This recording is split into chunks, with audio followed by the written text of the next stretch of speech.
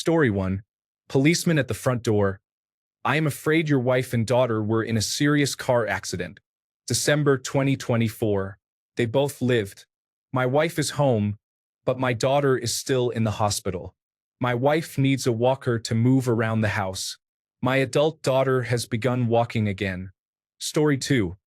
I got pulled over for running a red light while I was drinking and driving. I knew from that point that everything would go wrong, and it did. I lost my job and struggled to find employment for a year due to not having a car during the 12-month ban. My insurance rates were extremely high. I ended up homeless because I could not pay my rent. I developed a short-lived opioid habit while I was homeless. I managed to get back on my feet around 15 months later. I realize now that it was a terrible thing to do. Thankfully, no one was injured. Story 3. Not as serious as life-changing, but I was working in the wastewater field as an operator for the night shift. We are a fairly large plant with a maximum capacity of 66 million gallons per day, and we received 3.5 inches of rain in an hour. After battling the storm, we were recording approximately 250 to 260 million gallons of flow, far more than the plant could handle. About 4 hours went by, and by God, it was holding, but it was very touch and go. I was debating whether to call senior management for advice when the storm started to let up. The other crew member and I grabbed a quick bite to eat and prepared to perform some auxiliary maintenance, which was a saving grace for us. All of a sudden, lightning struck the main treatment building, which uses membrane filtration. All the systems and pumps went haywire, with flows being diverted, and many of the safety measures we had in place, such as backup generators and baffles, were all damaged. A call to management sent the entire auxiliary staff into the building at 2 a.m.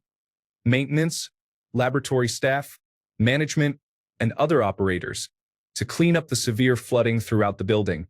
The moment the lightning struck the building, I thought, well, we're in trouble. Story 4. I was high as a kite all alone after alienating everyone who cared about me. I sat in a drug dealer's house that I lived in after being thrown out by my family, and the drug dealers were the only people who would take me in. Then I realized that they were just using me for the minimum wage that I earned to feed their drug selling, giving me just enough to keep me dependent. The dawning realization of what a complete waste of a human being I was at that time, and just how much I had let my mom, dad, and brother down. Story 5. I was 26. I had been knocked back by my preferred career choices in the armed forces, experienced a breakup with my then-girlfriend, had well and truly burned out at my job, was living in a cramped, freezing apartment with an illegally connected gas fire, and my mother was sick. I moved back home to take care of my mother and ended up getting a succession of some of the worst jobs I have ever had. For instance, I was picking up litter at a racetrack and working as a temporary employee in a poorly managed credit center when I was not living on unemployment benefits. The main highlight in my life at the time was the family dog. My mother was not as fond of the dog as I was, which was evident at times, and when I was back at the family home, it was great to pamper that pooch again like old times. I would take her out for long walks, play with her, cuddle with her, and share my dinner with her. If anything, she was the one who helped me rather than the other way around. Life got better after I went back to university for a year and pursued a different career path, but that year when I was 26 was my lowest point. The dog passed away 5 years later at the age of 15. By chance, I was living at home again at that time prior to a move to a different city. It has been many years, and I still miss her. Love you, Kana. Story 6. Going 30 miles per hour down a canyon road on my longboard when I hit a rock, which threw me from the board. I attempted to run it off and just remember the feeling as the heel of my foot hit the road and I felt it in my teeth. I somehow didn't break a bone but was definitely concussed, and half of me was road rash. Story 7. When a doctor was describing what was happening to my teenage daughter and said, "And we call that leukemia. She is now an 8-year survivor." Story 8. My fiancé told me, a month before our wedding, that it was over. We were in a long-distance relationship, and I had been preparing to move to her. I realized I had no money, lived at home, had no education, and was stuck in a dead-end job. I was 30 years old. Life was not going in a good direction. Thankfully, I was able to lift myself up, get things sorted, and build a great life. Story 9. I was pushing 30 years old, and I lived in an attic with a unit in the address. My mother said I did not raise you so you could live somewhere with a unit in the address. Story 10. When I was 16, my mother died, and my father abandoned me on the same day. Things already were not great, especially with my father, since he was coming and going.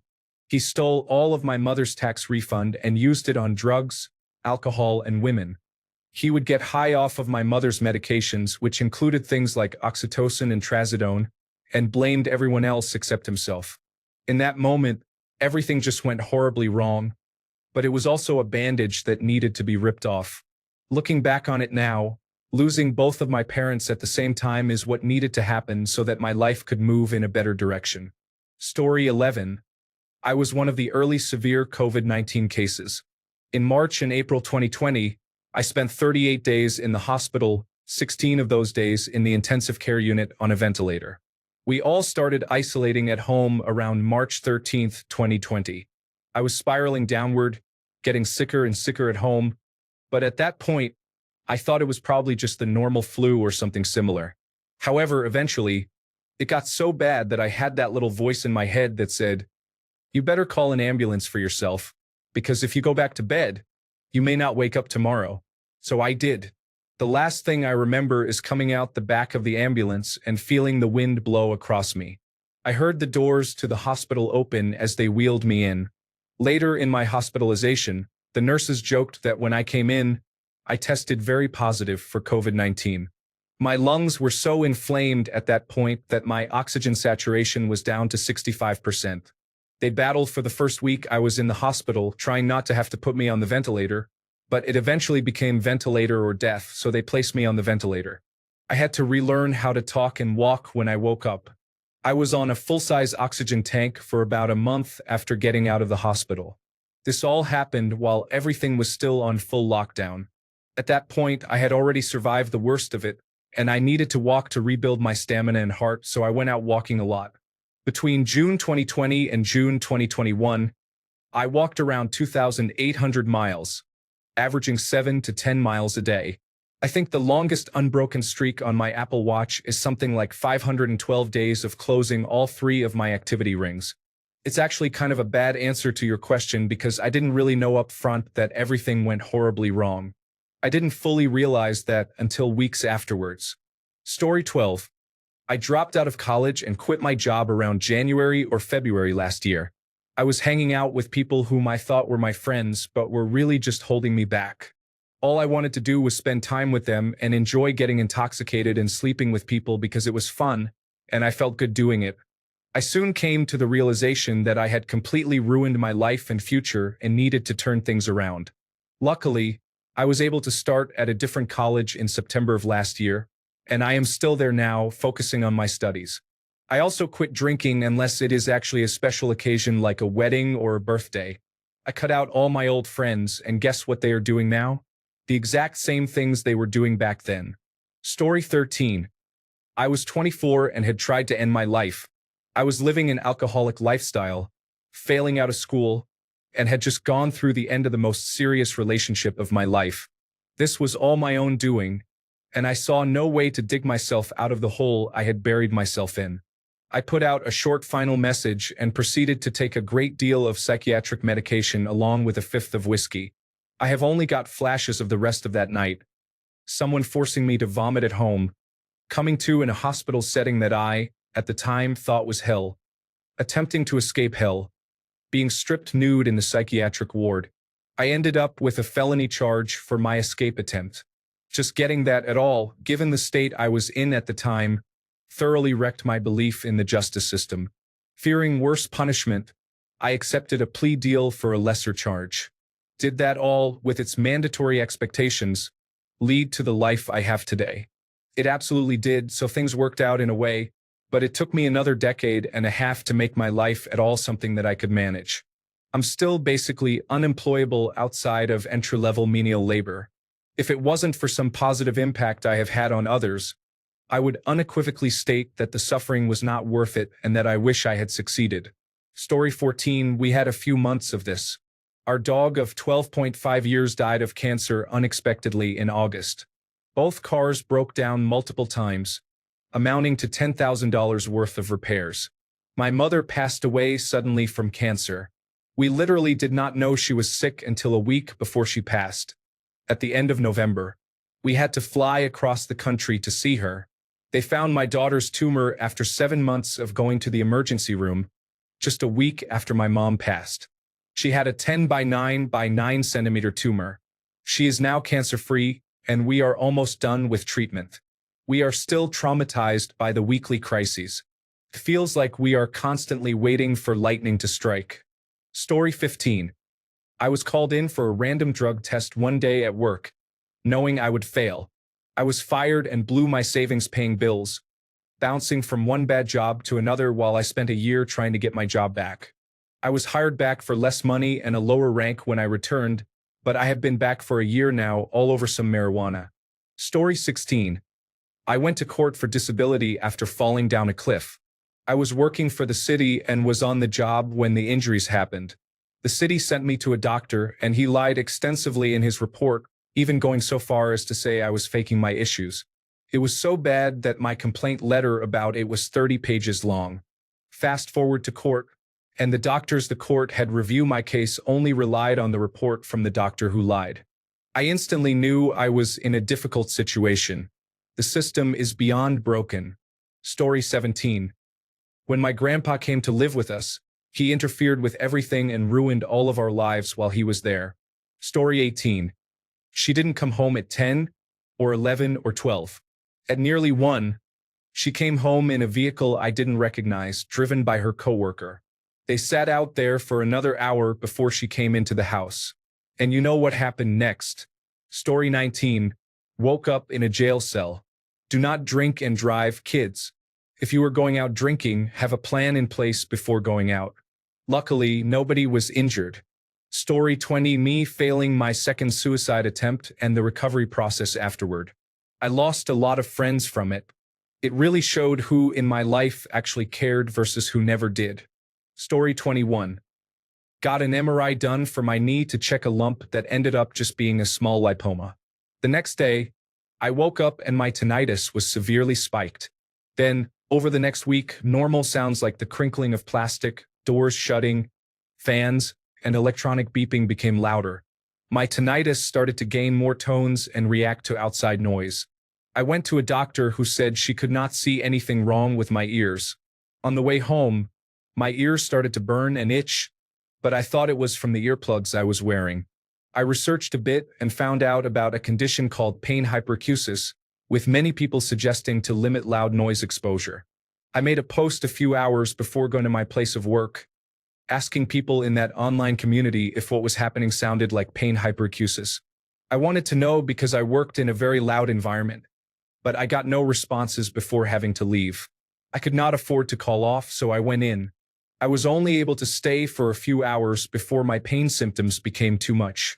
On the drive home, I just had this horrible sinking feeling like I had made a major mistake. I fell asleep, and when I woke up, my ears were burning like mad. I have been homebound because of this condition ever since August 8, 2023. I am in hearing protection 24/7 because my ears cannot tolerate noise. Please protect your ears. Story 22. Trump's first election.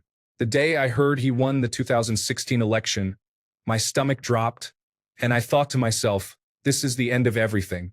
Trump has done nothing in the last 10 years but confirm my feelings and my disgust for the Democrats for being a bunch of milquetoast quislings. Story 23.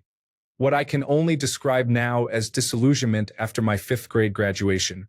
I walked around after we all had our little graduation party and eventually found my way back to the auditorium. It looked like a bomb went off. My first thought was, what is the point? Cue over 25 years of severe treatment-resistant mental illness.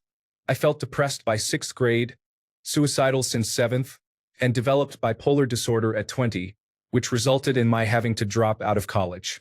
Despite all the medications and treatments I have tried over the years, all they can do is slightly take the edge off. Story 24. Trigger warning. Death. Years ago, I had a friend who was extremely attractive but not intelligent. Her parents were detained by law enforcement while she was out of state working. It turns out she had befriended a man who spent a lot of time online. They had an online romance going, and she was sending him photos and sharing her entire life with him. Weeks after law enforcement detained her parents, they made contact with me and asked how much I knew about this online romance. He had been grooming her to commit crimes for him, and she was agreeing to live with him. That was the plan. I was so disgusted that I told law enforcement what I knew for sure, and I ended my friendship with this woman. Her parents forced her to stop communicating with him. I had to write off thousands of dollars spent on starting a small business with my former friend because I couldn't trust her after she wanted to be the girlfriend of a violent felon. Her parents were traumatized, and the man from the internet was eventually arrested and put in federal incarceration.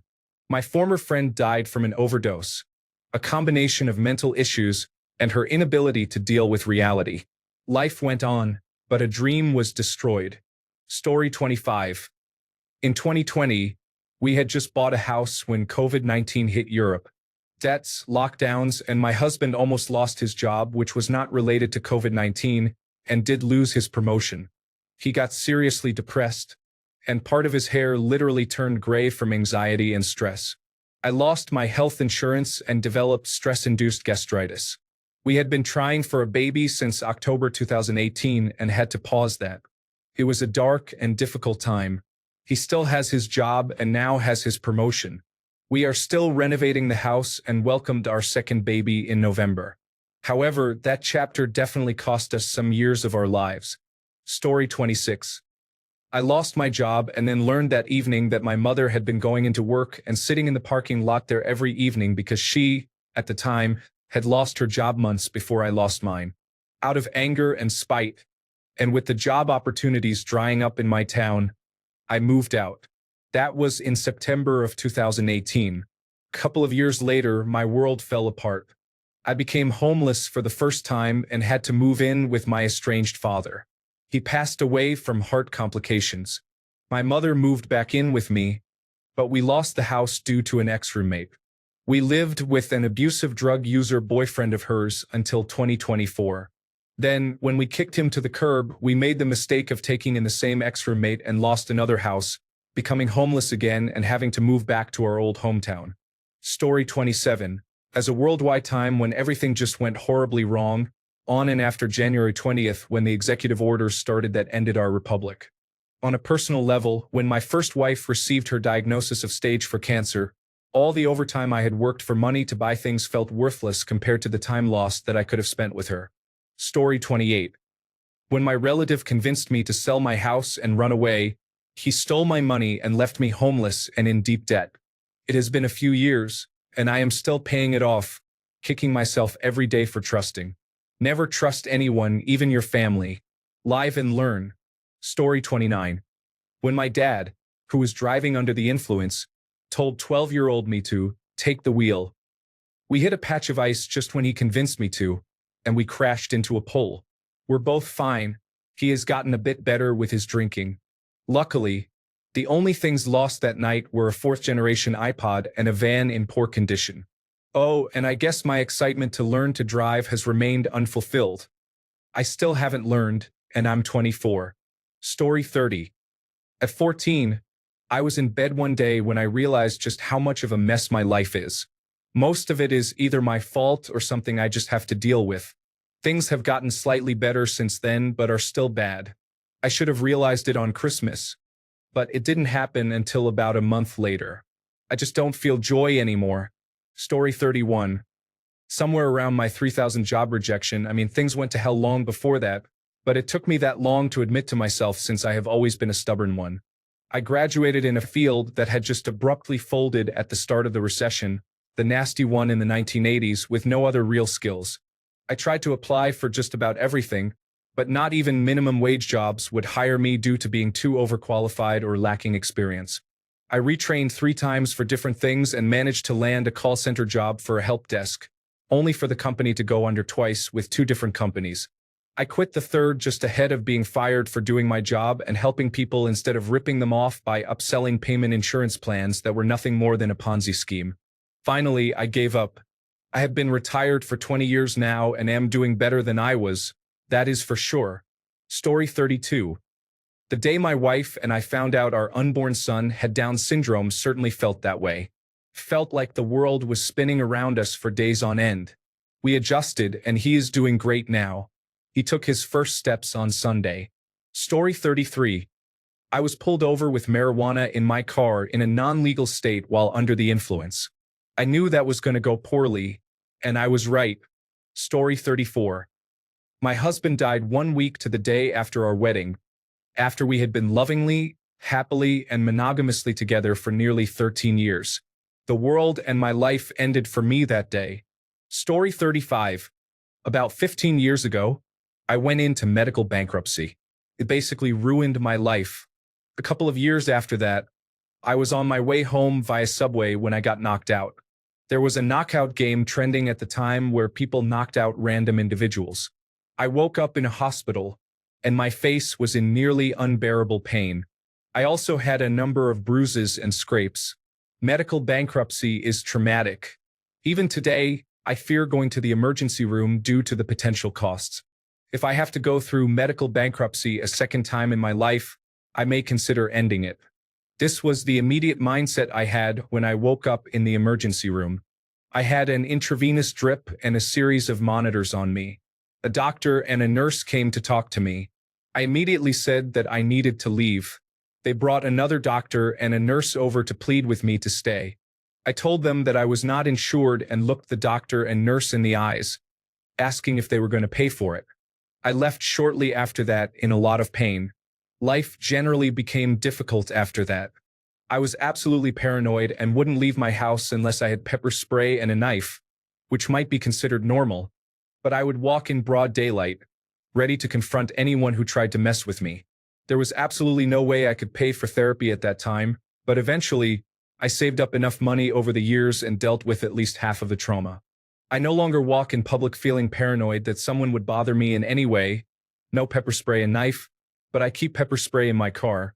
But I also trust only a handful of friends now.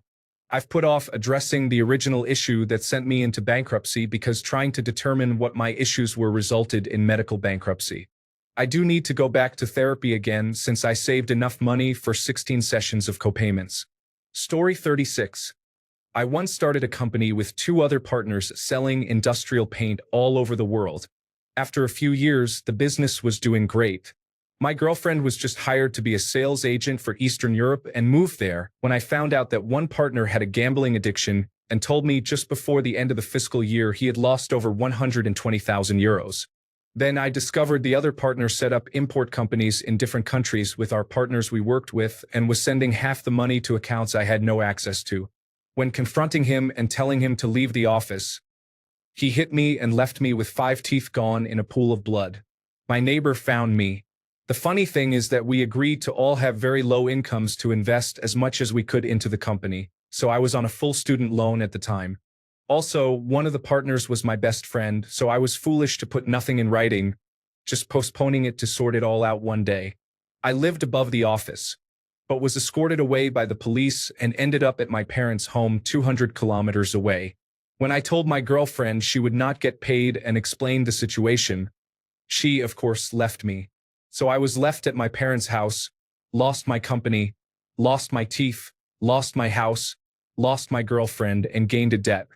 It was not my best day. Story 37. When I started getting texts to call someone and they ended with a heart, that person told me the person I loved had killed themselves. This was 2 weeks into getting a new job that had me working on the road seasonally for 5 to 6 months at a time. It was really good money and it was about building the future I had envisioned. I still have a lot of guilt and anger over this. I had a mental breakdown in a field outside a capital city in the light rain. Anyways, that was April 2023. I'm still working on fixing my mind and getting back on track. The worst thing is it haunts you. You don't even think about it, but it's there. When you first wake up, when you have idle thoughts always in the shadows. Also, it is shocking how everyone abandons you. No one is ever really there for you. I lost friends and became estranged from my siblings. That is really shocking how people push you away subtly just for being a victim of trauma. Story 38. Just by chance, I noticed the realtor's paperwork showing that the childhood home my daughter and I had been sharing for the past 20 years with my widowed mother was on the market, with not a word from my mother to forewarn us that she was thinking of selling. We had 5 weeks to find a place to live with pets, pack, and move out. My daughter was in the middle of final exams in her 3rd year of university. I had just started a new full-time position, but I was in training, so I was trying to get up to speed with my colleagues while living with nonstop anxiety.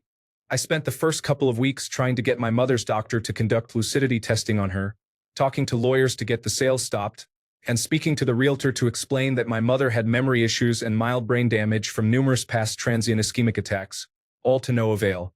My mother arranged for movers to pack her up early to bring her belongings to her new retirement community. But she conveniently forgot all the appointments she made with the downsizing company she hired to deal with the 40 years worth of items she left behind. So, I ended up having to deal with her belongings as well as what my daughter and I had accumulated over the 20 years of living in our cherished home. It was a living nightmare for 5 weeks. I slept about 4 hours a night on a good day, sorting through belongings, packing, looking at places, and trying to sell everything left behind. As much as we have lived in some nice places since that difficult move 17 years ago, I am still waiting for something to feel like home. My heart has not found it yet, and I am sure I have post-traumatic stress disorder from that experience. Story 39. When I was molested at gunpoint and the police did nothing, I had to gather the closed-circuit television evidence myself using data protection laws. It was serious to catch the man responsible despite his long history of similar offenses and being on probation at the time. I have post-traumatic stress disorder and severe psychosis because of it, but he is now an amnesiac who forgets who he is every 5 minutes, so he got what he deserved. Story 40. When I decided to take a postgraduate degree, I didn't do enough research and didn't realize I had to pay the tuition fees myself with the postgraduate loan. I just assumed it worked the same way as the undergraduate student finance, where you take it out and the tuition fees are paid automatically for you by the loan company. Instead of telling my parents that the postgraduate loan money was to pay for the postgraduate tuition fees, I foolishly kept my lack of research a secret. So I started the degree, and I quickly ended up running out of money. Now, most people would think the obvious thing to do would be to get a job. However, I mistakenly decided I didn't need a job and that I could manage on barely anything. Eventually, my parents found out towards the end of my degree, and I found myself in a panic to find a job because of my little income. Because I had no work experience whatsoever, no employer wanted to take me on, and it took me months to find anything. When I did finally get a job, it was only part-time. Thankfully, my finances are much stronger now, as I have a full-time position, but that was one time in my life when everything had gone disastrously wrong. Story 41. Without so much emphasis on the life part of the question, just this morning, I called about a rejected loan application to understand why I had outstanding approval odds. It was because I was flagged on my current loan with them due to being in a debt relief program for one of my credit cards. They included all my debts in their program, including the current loan, not to mention that I had canceled that program already. I was relying on that loan as it would have freed up all of my credit card debt and provided twice as much money in my monthly budget. On top of that, there still would have been a large amount of the loan left over. All of my current money problems would have been completely resolved, and I would have had money left over for myself. Additionally, I would still have been able to pay all my obligations with further money remaining. Story 42. Sobering up and realizing that I was in a hospital bed in the emergency room. There was a man sitting in a chair in the doorway, so I couldn't leave, and a mobile toilet in the room, so I had no reason to leave. I had vague images of the night before and pieced together that I was waiting to go to the psychiatric ward. I looked at the time and realized that I should be at work, but clearly that wasn't happening. Neither my partner nor my best friend would answer their phones. I had no missed calls or texts from either of them. I had visible injuries on my arms and couldn't quite discern if I was still drunk or not. I realized that whatever I had done the night before had been catastrophically bad, and I had nowhere to go and no plan. It was sober up or lose it all. Ice Age was playing on a television in the room, and someone brought me a breakfast tray with a lot of cantaloupe. I realized I was in a hospital gown and had no idea when that happened. I would later learn that a medical worker had gotten me out of vomit-stained clothes, and I bit them in the process. At the time, biting was a pretty common behavior of mine during the post-traumatic stress disorder flashbacks. The next few weeks would be a somber time between psychiatric treatment and rehabilitation, followed by months of rebuilding, apologizing, and quiet. Story 43. 7 years ago today was that day. My dad had died during his morning run, and it was difficult to navigate life after his passing. Story 44. I was on a solo camping trip, trying to find myself or whatever, when I decided to cook dinner over a campfire. I was feeling pretty proud of my survival skills until I realized I had set my tent on fire. In a panic, I tried to put it out with the only water I had left, which was also my drinking water for the next 2 days. The tent was a goner, and I was left with a charred mess and no shelter. I spent the night in my car, contemplating my life choices and wondering if I should just stick to glamorous camping. Story 45. Abdomen pain, more than 20 inconclusive ultrasounds, 2 traumatic emergency room visits, waking up in a pool of my own blood. I had an ectopic pregnancy that had ruptured and had been bleeding slowly internally for 2 to 3 days. I lived, but I will never mentally be the same person who walked into that first emergency room. Story 46. Finally broke up with my abusive ex. I decided it would be better to be homeless than in danger. I made pretty good money. I could live in my car until I could afford a security deposit on an apartment. I decided to try out longboarding. I broke my ankle and was put out of work and homeless. Story 47. I had gone a couple of days without eating, which wasn't too unusual for the time, and I decided to eat a Pop-Tart. I put it in the toaster and stared at it. The next thing I knew, it caught fire. I didn't know how to react, and my dad wasn't home, so I threw a glass of water on it. It was fine. I wasn't allowed to use the toaster after that. I was 19 years old. Story 48. That one time I tried to push a pull door with full confidence. Or when I confidently hit reply all on an email and instantly regretted it. Story 49. When I found out that my cheating ex-husband had proposed to his now spouse while we were still married, I just sat there, stared at their Facebook post, and cried. I realized it was really over, that everything I had based my entire adult life on from the age of 18 onwards was a total lie. And I have to say, that hurt. Story 50. I had a 2-week vacation in an inpatient psychiatric unit after too much stress caused my brain to shut down for a bit. At the same time, I was diagnosed with a chronic physical health issue, which felt like a double whammy. Story 51. I was arrested in an African country where the wheels of justice famously turn painfully slow on suspicion of being a terrorist. Even though I was innocent, people spend years in prison there just waiting on a court date. Story 52. A sudden health diagnosis or a serious accident can be a moment when someone realizes that everything has changed, prompting a reevaluation of priorities and life choices. Story 53. Once I got pulled into a military interrogation room after I cut off an ex-friend I was living with. We hadn't spoken in months and had no clue what was going on as I was being led to the building by my command. Even though my intuition told me it was due to the friend. He had been too quiet. Then the agents came into the room and said they received a phone call about some serious accusations from a civilian. I told them I bet they already know who it is, which was my first mistake. I was a week away from getting out of serving 6 years in the military, and he knew.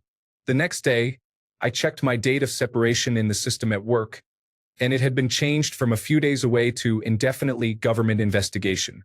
That's when I knew. Story 54. When my stepmother started packing her bags and yelling at my dad, who was live streaming the entire thing, I honestly did not think that would be the day when my trust issues, anger issues, anxiety attacks, eating disorder, and depression would begin. Story 55. Never had that. Had a few moments where I wondered what I just got myself into, most notably getting off the bus at the Regional Transportation Center in Great Lakes. Story 56. I experienced a moment of distress after using cannabis. A friend was arrested for a serious crime involving an underage individual. I also engaged in an intimate encounter with someone I did not like while being heavily intoxicated. Story 57. When my ex-father-in-law murdered my mother. He was a heavy drinker. My mother had just suffered a stroke, and he was supposed to take care of her since they lived in a different state than I did. One night, he got extremely drunk and strangled her. He tried to play it off as her passing in her sleep until 2 years later when her death was reopened, and they found evidence of bruising on her neck. I served 6 years in prison for assault with a deadly weapon against him. When the case was reopened and he was charged, they sent him to jail, but he somehow managed to secure a high bond. His sister bailed him out. I flew out there to collect the rest of my mother's belongings, thinking he was still in jail. I met him at his front door, not knowing he was there. He slammed the door in my face, and when that happened, I ran to my truck, grabbed my .357 Magnum, and shot into his door, window, garage, and even tried to get into his house. I was determined to kill him. I learned the hard way, thanks to the police showing up not even 10 minutes later. This was well over 25 years ago, and to this day, I would kill him if I ever had the chance. Story 58.